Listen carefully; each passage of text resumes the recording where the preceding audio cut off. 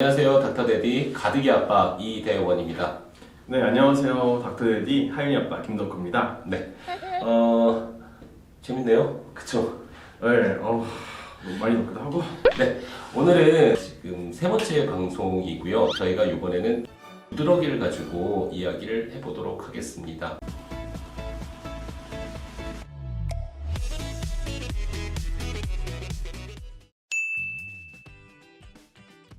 피부가 가렵다고 오시면 다 응급실에는 두드러기라고 오시는 것 같아요. 네. 저희 전공 선생님들도 가려움은 다 두드러기라고 말하는 것 같고요. 네, 맞습니다. 두드러기는 어떤 팽진이라고 하죠. 피부가 부풀어 오는 모습으로 나타나는 경우가 굉장히 많고요. 가려움을 동반하는 경우들이 굉장히 많습니다.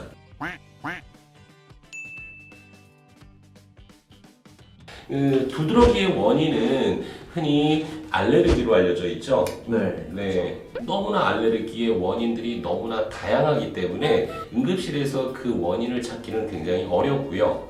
대부분 응급실에서 가렵고 피부에 나는 그런 반응들을 조절하는 치료를 대체적으로 하게 되는 것 같아요. 가장 중요한 거는 알레르기를 피하는 게 제일 좋은 방법이죠. 맞아요. 그렇죠? 네, 이게 먹는 거 몇 가지다 이런 정도는 아닌 것 같아요.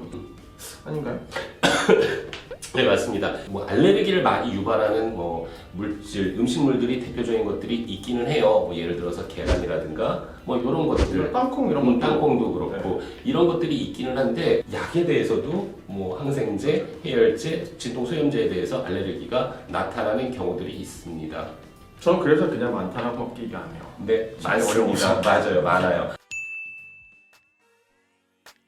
일단은 알레르기 반응은 피부에서 일어나기 때문에 그렇게 문제가 되지는 않아요. 하지만 피부의 깊은 곳에서 일어나는 알레르기, 점막을 붓게 하는 반응을 나타낼 수 있거든요. 예를 들어서 입술이 붓는다든가 눈이 붓는다든가, 그 다음에 기도도 약간의 점막으로 이루어져 있습니다. 그래서 기도가 붓는다든가 하는 증상들이 나타나게 되면 갑자기 기도가 부어서 숨을 못 쉬게 된다든가 하는 증상들이 2차적으로 발생할 수 있기 때문에 굉장히 위험할 수 있죠. 두드러기 자체도 있고 알레르기 반응 중에서 혈관 부종이라고 부르는 부류도 있는 거죠. 점막이 붓고 입술이 붓고 눈이 붓는 특징을 보이는 혈관 부종은 조금 더 저희가 신경을 써서 적어도 4시간 이상 응급실에서 지켜보게 좀 하는 편이에요. 네. 그래서 어떤 증상이 피부가 가렵다라는 증상 외에 내가 갑자기 어떤 음식을 먹었는데 또는 어떤 상황 이후에 갑자기 숨쉬기가 좀 불편하다든가 목에서 소리가 난다든가 이렇다라고 하면 즉시 응급실에 가서 적절한 치료를 받는 것이 무엇보다 중요하겠습니다. 그쵸? 네, 맞아요. 그래서 어떻게 보면 저는 두드러기는 질병이기도 하지만은 겉으로 보이는 증상이라는 맞아요. 맞아요. 네.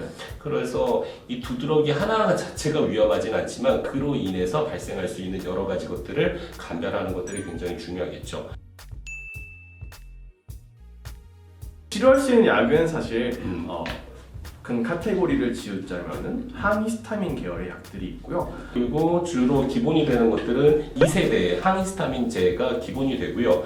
아까 말씀드렸던 것처럼 입술이 붓는다든가 약간의 좀 증상이 심하다라고 할 때는 스테로이드를 주기도 하고요. 그리고 이 증상으로 인해서 알레르기 반응으로 피부 반응만 나타나는 건 아니거든요. 아까 말씀드렸던 것처럼 점막에서 일어나는 거기 때문에 소화기관, 위장관이 부을 수도 있어요. 그렇게 되면 배가 아프고 맞아요. 설사를 할 수도 있고 그런 증상들이 나타나죠. 네, 맞아요. 그리고 입술이 붓고 그다음에 눈이 붓고 숨쉬기 힘들어지는 것들 대표적인 사진들이 있어요.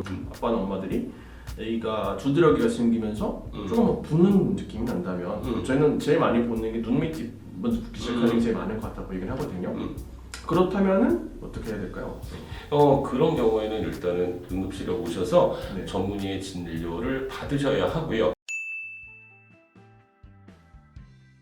수두도 굉장히 간지러울 수 있고 네. 다른 피부 질환들도 굉장히 간지럽고 수족구라든가 이런 것들도 감별을 해줘야 되는 거기 때문에 그런 경우에는 또 병원에 오셔서 적절한 전문의 진료를 받으셔야 되겠죠. 맞아요. 저도 그런 경험이 있긴 하거든요. 처음에는 두드러기라고 아마 왔던 것 같아요. 근데 조금 3, 4일 정도 지나면서 황달도 생기고 눈도 이렇게 되고 간염이었던 거죠. 그래서 처음 증상은 두드러기처럼 와서 저희가 아마 약을 주고 보냈던 것 같은데 그래서 응급실에서 치료를 받고 난다면 그 이후에 외래 소아과에 방문을 해서 그 아이가 정말로 그 좋아졌는지 확인을 받는 과정도 중요할 것 같아요. 맞아요. 저도 그리고 두드러기 항상 환자들한테 설명해 주는 게 있거든요. 저는 약 먹으면 좋아지긴 하는데 약이 떨어지면 또 생긴다. 네. 하거든요. 네, 그래서 너무 걱정하지는 마시고요. 뭐 아까 말씀드렸던 것처럼 응급실에서 와서 적절한 치료 이후에 외래에서 다시 확인을 받는 과정을 겪는다면 그렇게 크게 문제가 될 질병은 아니니까 안심하셨으면 좋겠습니다.